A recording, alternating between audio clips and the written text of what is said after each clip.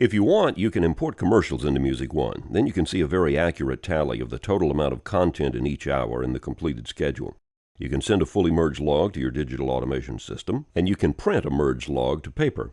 To do this, the first thing to do is to tell the format clocks how to synchronize with your commercial logs. You want it to bring commercials from your traffic and billing software into the right time slots within Music One. So let's start with the commercial log.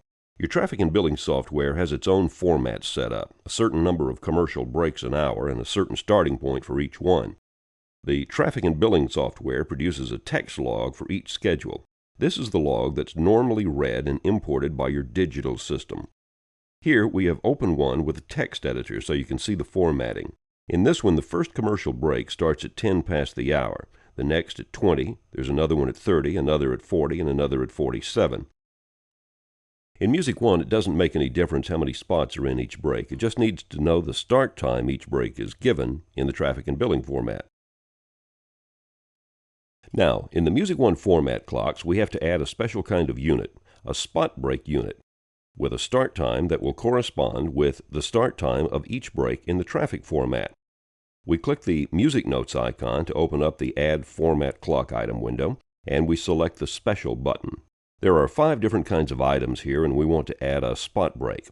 Now, that traffic log we were looking at has 5 breaks in the hour, but for the purpose of this demonstration, I'm just going to add 3. I click the OK button 3 times, then cancel to put this window away.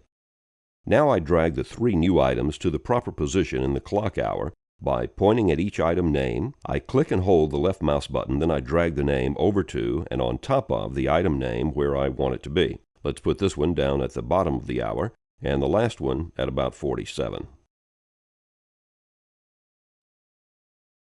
It's not important that these items appear on the clock at the exact precise time point in the hour.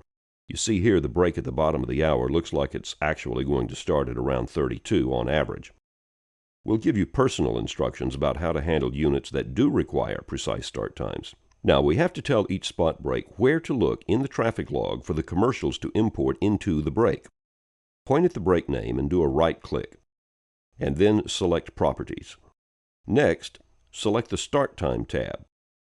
Here we enter a nominal start time. This will be the start time of the particular break in the traffic log. The first one in our traffic log was at 13, so I enter 1300 for 13 minutes and 00 seconds. I just enter the numbers, and when I click out of the box, Music One automatically enters the colons. Back to the General tab window. We see a field for length. I have 3 minutes entered, so Music One will give this unit a 3-minute pie slice. But in the finished music log, when the spot break is imported, the slice will adjust to the actual content. If 90 seconds are in this break, it will shrink. If 4 minutes of commercials are in the break, it will expand. Now I go to the other spot break items on the clock, right-click, select Properties, enter the nominal start time for each one. When finished, you can look at the clock and see each break name shows up with the nominal start time. That's the start time that corresponds to the start time of each commercial cluster in your traffic and billing software. There's another setup step needed for importing commercials, and you'll need to watch that video to see how to do that.